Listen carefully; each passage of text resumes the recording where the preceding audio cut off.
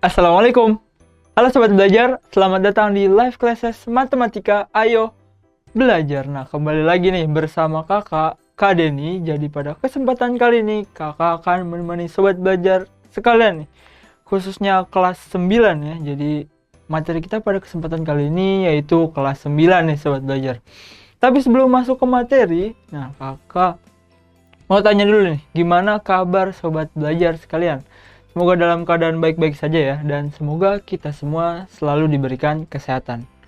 Oke, nah sebelum masuk ke materi, di sini sudah ada mobil nih, bukan ada mobil, ada judul. Jadi judul untuk materi kali ini, kecil itu sama dengan besar? Tanda tanya. Jadi kira-kira apa nih Sobat Belajar yang akan kita bahas pada kesempatan kali ini? Kebayangkah? Kalau belum, kita masuk ke slide selanjutnya dulu. Mungkin ini adalah hint untuk materi selanjutnya. Nah, Sobat Belajar, ada yang tahu ini mobil apa? Ini adalah Toyota AE86 Trueno. Jadi di sini adalah sebuah mobil ya, sebuah mobil yang digambar nih Sobat Belajar. Sebuah mobil ya digambar atau dilukis atau dicoret-coret, ya itulah. Oke, sebuah mobil yang diilustrasikan. Oke, sebuah mobil yang diilustrasikan menjadi sebuah gambar. Atau mobil ini sebenarnya ada di anime ya. Jadi nah, ini mobil aslinya nih Sobat Belajar. Apa nih Kak maksud dari dua mobil ini? Nah, ya kan kalau di anime mobil tuh nggak mungkin sebesar mobil yang ini gitu. Jadi mobilnya kecil dan pada ukuran aslinya itu sebenarnya besar gitu Sobat Belajar. Jadi sesuai judul yang awal tadi, kecil itu sama dengan besar. Nah, kalau misalnya bendanya itu bendanya itu harusnya sama gitu, karena ini sama-sama suatu mobil dengan merek yang sama. Oke, jadi ini desainnya sama, mereknya sama. Nah, tapi kalau masalah kecil dan besarnya, nah itu menjadi pertanyaan. Kecil itu sama dengan besar atau enggak? Nah, kalau dibilang sama dengan, maka itu merupakan suatu pernyataan yang salah ya. Jadi Sobat Belajar sudah tahu ya bahwa sama dengan itu berarti kita harus menyatakan bahwa kedua hal itu sama. Kecil nih tahu kakak. Ini kecil. Ini besar. Apakah ini sama dengan? Tanya. Nah, kalau masalah kecil besarnya, nah kita harus lihat ukuran berarti ya. Berarti kecil itu tidak sama dengan besar dong, karena beda. Kecil itu tidak sama dengan besar. Nah, itu adalah jawabannya. Kecil itu yang nggak sama dengan besar. Jadi nggak sama kecil dan besar. Tapi apa nih? Nah, tapi kecil dan besar itu mempunyai hubungan. Apalagi kedua bendanya tadi dikatakan kalau kita membicarakan bendanya kan sama nih. Bendanya sama. Kalau ukurannya beda. Nah, yang satu besar, yang satu kecil. Nah, apa nih hubungan antara benda yang kecil ini dan benda yang besar satu lagi? Oke, jadi kita akan membicarakan kedua hubungan ya, atau hubungan dua benda yang berukuran beda tapi bendanya sama. Kira-kira materi apa yang akan kita bahas pada kesempatan kali ini? Oke, kalau sudah tertarik, kita siapkan dulu nih Sobat Belajar. Sebelum masuk ke materi, kita siapkan pensil, pulpen, dan juga kertasnya ya, karena kita akan coret-mencoret. Oke, kalau Sobat Belajar sudah siap, kita fokus dulu. Kita fokus, dan karena sekarang belajar itu mudah, ayo belajar. Jangan lupa belajar, karena sekarang belajar itu mudah. Ayo belajar. Nah Sobat Belajar, kita sudah masuk ke dalam inti materinya. Jadi inilah materi yang akan kita bahas pada kesempatan kali ini. Tadi kita ngomongin besar dan kecil atau ukuran benda. Nah, ternyata materinya adalah tentang kesebangunan. Oke, bangunan.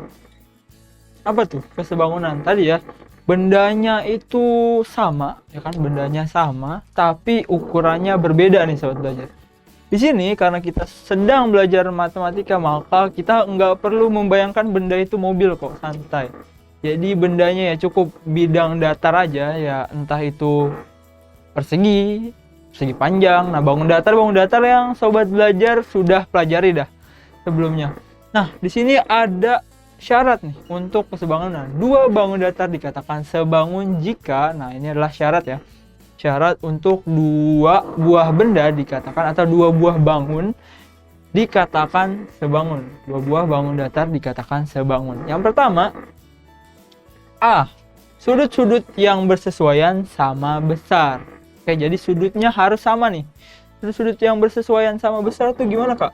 Oke, sudut-sudut yang bersesuaian sama besar. Maka ini kaitannya dengan posisi benda. Misalnya gini sobat belajar. Ada segitiga siku-siku seperti ini.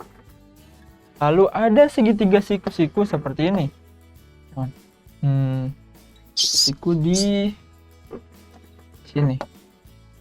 Nah, ini sudutnya 45, di sini juga 45. Di sini 45. Ini 45. Nah, sobat belajar lihat di sini. Kalau seperti ini, nah sudut yang bersesuaian ya, karena sudut yang bersesuaian. Sudut yang bersesuaian berarti berkaitan dengan posisi benda. Oke, karena ini posisinya tidak sama ya. Nah, sobat belajar harus menyesuaikan posisi bendanya dulu nih. Ini berarti kita putar agar sudut siku-sikunya di kiri, maka kita putar ke sini ya. Jadi kalau kita putar ke sini maka menjadi seperti ini nih. Nah, kalau bentuknya sudah sama atau penampakannya, nah kondisi bendanya sudah sama, sama-sama berdiri dan sudut siku-siku di kiri, maka baru kita dapat lihat nih sudut-sudut yang bersesuaian. Maka ini sama dengan yang ini. Berarti sudut ini naik ke atas ya. Sudut ini ke sini, sudut ini ke bawah. Nah, maka sudut yang atas ini sama dengan yang ini. 45. Oh, 45 semua. Oh, kakak salah mencontohkan. Bukan salah. Jadi, kita bikin contoh yang lebih rumit dikit. Oke. Kalau membuatnya gini, di sini 60. Jangan deh, jangan siku-siku. Kita bikin trapesium. Apa dia trapesium? Kita bikin trapesium aja. Nah, di sini kita buat seperti ini. Sama? Enggak dong. Itu kalau diputar menjadi seperti ini ya. Nah, seperti ini ya. Maka sudut-sudut bersesuaian. Nah, sobat belajar kan bisa lihat tuh. Kondisi dari dua benda ini harus disamakan dulu. Atau yang ini kita putar ke kiri menjadi seperti ini. Maka sudut-sudut bersesuaian yang mana? Kalau kita bisa namakan A, B, C, D. Nah, lalu di sini P, Q, R, S. Nah, sobat belajar putar kan. Sisi sebelah kanan bentuknya belum sama nih. Untuk menyamakan sobat belajar boleh diputar dulu, boleh. Jadi kalau diputar maka jadi seperti ini sehingga sama dengan bangun yang di sebelah kirinya. Maka sisi yang ini, nah sobat belajar perhatikan sisi yang ini miring itu RS. Sisi miring RS. Ini berarti Q, R. Maka sudut-sudut yang bersesuaiannya itu A dan Q, B dan R, P dan R, dan terakhir ada C dan S. Itu adalah sudut-sudut yang bersesuaian. Jadi setelah kita menyamakan bentuknya, nah kita perhatikan sudut-sudut yang ada pada bangun datar, kedua bangun datar tersebut. Oke. Jadi ingat ya, kalau untuk sudut, nah di sini sama besar. Panjang banget. Sama besar. Sama besar berarti apa? Besar sudutnya harus sama. Oke. Berarti kalau di sininya nih misal nih, sini 30, nah di sini juga harus 30. Dan semuanya ya, sudut-sudut yang bersesuaian semuanya. Andai misalkan di sini 90 kan, sini 90, di sini 45 itu. Mungkin 45 lah. Ini sudut tumpul. Nih 120 deh. Berarti di sini 60. Nah, Andaikan di sini 120 sama, harusnya nggak boleh. 120 di sini 30. Nah, kan ini 3 sudut sudah sama nih. 90 90 90 90. 120 120. Nah, di sini satu sudut saja berbeda, maka sudah dikatakan tidak sebangun. Karena kenapa? Karena kita perlu semua sudutnya untuk sama besarnya. Jadi semua sudut harus mempunyai sama besar yang sama maksudnya. Jadi semua sudutnya harus mempunyai besar yang sama antara kedua bangun datar. Oke, kita masuk ke yang keduanya nih sobat belajar. Yang kedua, setelah membicarakan sudut, kita membicarakan kondisi sisinya. Kenapa sisi? Nah, sisinya kalau misalkan ya, kita ganti dengan sebuah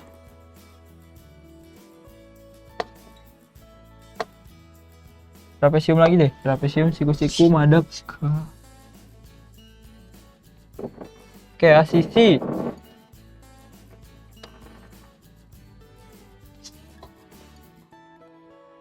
Nah, sisi bersesuaian mempunyai perbandingan yang sama nih sobat belajar. Perbandingan ya, ingat ya. Perbandingan. Jadi, kalau perbandingan itu apa? Perbandingan itu nilainya dibandingkan. Kalau sudut harus sama nilainya. Jadi nilainya langsung dilihat kalau sudut. Kalau sisi, kita hanya melihat perbandingannya aja. Tidak melihat nilainya. Oke. Kenapa? Karena kita membicarakan tadi ya dua benda yang ukurannya berbeda, yang satu kecil, yang satu besar. Nah, di sini sobat belajar, kalau yang satu besar, yang satu kecil kan tidak mungkin sama tuh, berarti ukuran sisinya. Maka yang kita lihat adalah perbandingannya. Oke ya, perbandingannya harus sama. Seperti apa? Nah, mungkin kakak punya contoh yang lebih bagus ya. Kita next aja. Nah, di sini kakak punya dua trapesium ya, trapesium siku-siku. Dua trapesium siku-siku yang ini lebih besar ya harusnya. Ini lebih besar daripada yang kanan. Oke. Pertama kita punya sudut tadi, kita punya sudut. Oke. Kita punya sudut. Sana juga sudutnya sudah kita namakan dulu.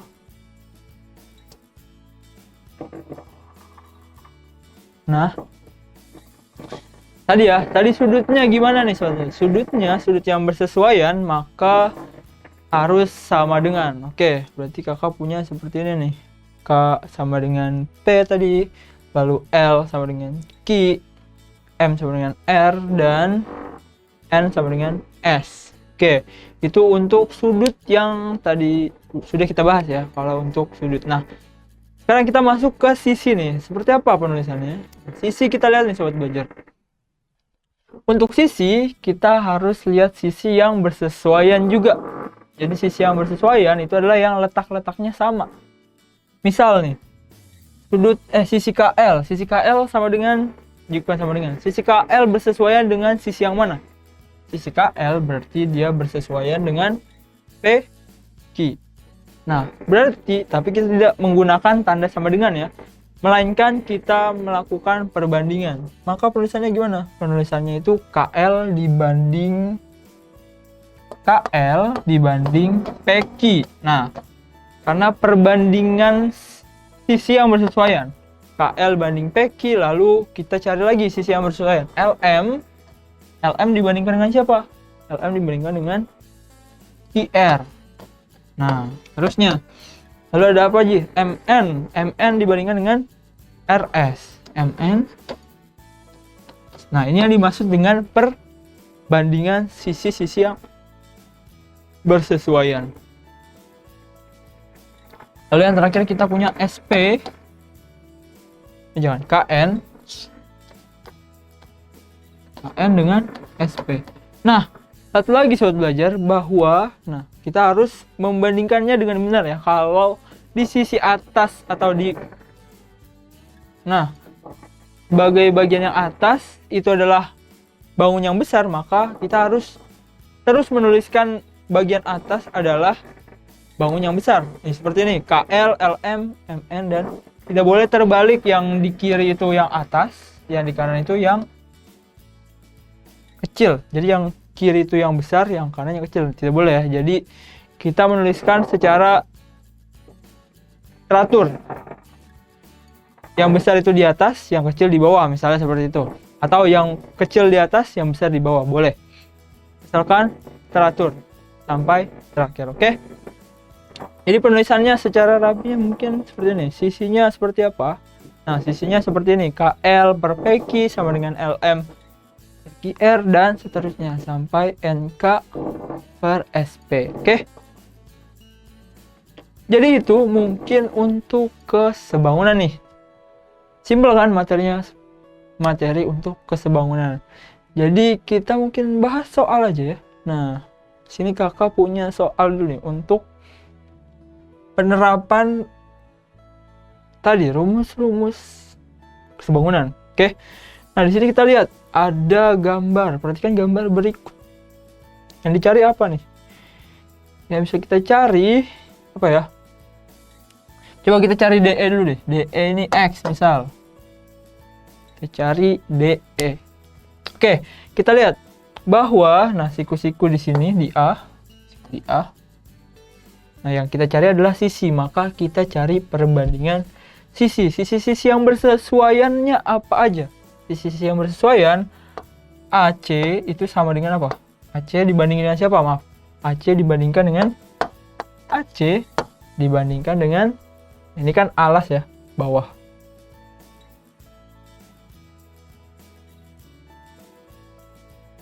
Oke, AC itu dibandingkan dengan DC. Oke ya. AC dibandingkan dengan DC, lalu yang kita cari adalah DE. DE dibandingkan dengan alasnya itu AB. Oke. Jadi sisi-sisi yang bersesuaian seperti itu ya. Bersesuaiannya seperti apa, Kak? Nah, di sini sobat belajar lihat nih. Kalau segitiga yang ini kita putar menjadi seperti ini. Nah, di sini ada A sebagai siku-sikunya, lalu ada C sebagai tingginya, dan alasnya itu adalah B. Nah, ini kan sesuai nih dengan gambar yang lebih besarnya. Berarti AC itu sama dengan AC dibandingkan dengan CD. AC dibandingkan CD atau DC. Lalu yang kita cari itu DE. Nah, DE dibandingkan dengan oh, salah, Kak. Salah kenapa? Nah, tadi seperti kakak bilang, kalau yang atas adalah bangun yang kecil, maka selalu dituliskan seperti itu. Maka di sini juga yang atas selalu dituliskan yang kecil. Yang kecil itu apa? Yang sama dengan DE. DE itu sama dengan dibandingkan dengan AB. Berarti DE-nya di bawah. Oke ya. Maka kita tinggal substitusikan aja nilainya. AC itu nilainya 8. DC nilainya DC nilainya 24. Nah, AB nilainya AB 6. DE ditanya DE. Nah, di sini sobat belajar dapat nih 8 DE sama dengan 6 dikali 24. DE sama dengan 6 dikali 24 per 8. 3 18. Oke ya. Jadi itu panjang DE adalah 18. Oke ya, gampang ya untuk mencari nilai DE. Ini adalah perbandingan. Oke, kita coba lagi untuk soal lainnya. Nah, sini sobat belajar lihat nih. Kalau di sini misalkan dua bangun ini adalah sini siku-siku, di sini siku-siku. Kita lihat nih. Alasnya itu yang mana? Ya kan? Berarti kita harus menemukan alas atau kita buat dulu bentuknya seperti bangun yang satunya. Jadi di sini kita buat seperti ini. Nah, ini kita punya sisi alasnya itu 6 cm ya, 6 cm. Jarinya 10 cm. Berarti di sini kita punya C. Kita punya di puncak C, lalu punya B, A. Nah, kalau kita sudah samakan bentuknya, jadi kita bisa lihat nih sudut-sudut dan sisi-sisi yang bersesuaian. Sehingga kalau kita sudah tahu sisi-sisi yang bersesuaian, nah kita tinggal bandingkan aja. Nah, di sini ada CB nih. CB bandingkannya dengan siapa? CB bandingkan dengan CD. Ya, ini CB. Nah, CB merupakan garis tinggi, nah CD juga garis tinggi. CB per CD atau CB dibandingkan dengan CD sama dengan, nah yang mau kita cari itu apa? Kita mau cari adalah CE deh, CE. Nah, kita cari CE. Berarti kita menggunakan mana? CE itu sama dengan apa? CE, karena CE yang besar berarti kita tulis di bawah. CE itu bersesuaian dengan, nah CE kan miring nih. Maka yang miring ini adalah CA. Oke. CA berarti CA di atas banding CE. Ingat ya, yang atas kecil, bawah besar. CB kecil ya, CB segitiga kecil, CD segitiga besar. Lalu yang di sisi kanan juga harus seperti itu. CA berarti sisi kecil, ada segitiga kecil, CE segitiga yang besar. Oke, kita substitusi. CB mempunyai, CB-nya nggak ada nilainya nih sobat belajar. CB nggak punya nilai. Berarti kita bisa menggunakan Pitagoras. 10, 6, berarti di sini 8 cm. Bener ya? 8 ya. Menggunakan Pitagoras. Jadi CB-nya punya 8, CD kita punya 16. Oke. 8, 16, lalu CA-nya. CA itu 10. CE ditanya. CE. Nah, untuk mencari CE seperti apa? Kita kalikan silang. Nah, maka di sini dapat nih 8 CE sama dengan 16 dikali 10. CE sama dengan 16, 160 deh. Coret-coret 20. Maka kita dapat deh panjang dari CE adalah 20 cm. Itu untuk kesebangunan. 2. Kita next mungkin ke soal selanjutnya nih. Nah, ada soal di sini contoh. Sebuah foto ditempelkan pada karton. Sehingga pada sebelah kiri, kanan, dan atas foto tersisa karton dengan lebar 6 cm. Jika panjang dan lebar foto 12 dan 20, maka lebar karton di bawah foto. Oke, kakak punya ilustrasi di sini. Nah, di sini kita punya karton dulu ya. Jadi sebuah karton lalu ditempelkan foto.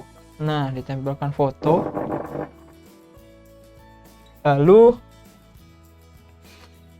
Lalu kita punya nih di sebelah kiri, kanan, atas. Kiri foto, kanan foto, atas foto. Tersisa karton 6 cm, berarti sini 6 cm, 6 cm, 6 cm. Oke ya, bayang ya. Jadi ini sisa tempelannya. Lalu diketahui panjang dan lebar foto berturut-turut adalah 12 dan 10. Panjang itu berarti yang ini 20. Lebar itu yang 12. Oke ya. Panjang, lebar. Yang ditanyakan adalah maka lebar karton di bawah foto adalah, nah yang ditanyakan ini nih sobat belajar. Ini berapa? Lebar di bawah foto. Lebar di bawah foto. Maka gimana caranya? Nah, ini merupakan kesebangunan juga nih antara foto dan kartonnya. Oke, jadi foto dan karton dianggap sebangun. Oke, kita lihat dulu. kita punya apa nih? Kita punya lebar foto itu 12, panjang foto itu 20. Nah, lebar karton kita sudah dapat nih. Dapat dari mana, Kak? Ini 6, ini 12, ini 6. 6, 12, 6. Kita punya lebar karton. Perbesar deh, lebar karton. Kita punya 12, 24. Kita cari panjang karton dulu nih. Nah, kita cari panjang karton, tanya-tanya. Oke, maka kita bandingkan aja langsung. L, nah tadi sisi-sisi yang bersesuaian ya. Berarti lebar dengan lebar, panjang dengan panjang. 12 per 24, nah 20 per berapa tuh lebar karton? 20 per P deh. Maka ini kita punya 20 12P 20 kali 24 24 ke 12 24. Nah, P sama dengan 20 kali 24 per 12. Nah, sobat belajar tinggal coret. Maka kita dapat panjang karton adalah 20 dikali 2, yaitu 40. Nah, kalau kita dapat 40, maka kita dapat deh lebar. Nah, lebar jarak antar foto dan kartonnya itu berapa? Nah, di sini kan udah ada 6 nih. Atasnya 6, tingginya 20. Berarti sudah 26. Sisanya berapa sobat belajar? Tinggal dikurangkan. 40 dikurang 20. Nah, 40 dikurang 26 yaitu 14. Jadi sisa lebar karton bagian bawah foto adalah 14 cm. Dah, jadi kita dapat deh panjang, nah, atau jarak antara foto dan sisa karton yang di bagian bawahnya. Nah, mungkin itu aja nih sobat belajar materi yang dapat kakak berikan pada kesempatan kali ini. Ya, jadi semoga materi yang kakak berikan dapat diterima dan dapat dimengerti oleh sobat belajar. Semangat terus belajarnya untuk sobat belajar dimanapun berada. Oke, terus berlatih sehingga kita menjadi juara, karena sekarang belajar itu mudah. Ayo belajar. Jangan lupa belajar, karena sekarang belajar itu mudah. Ayo belajar.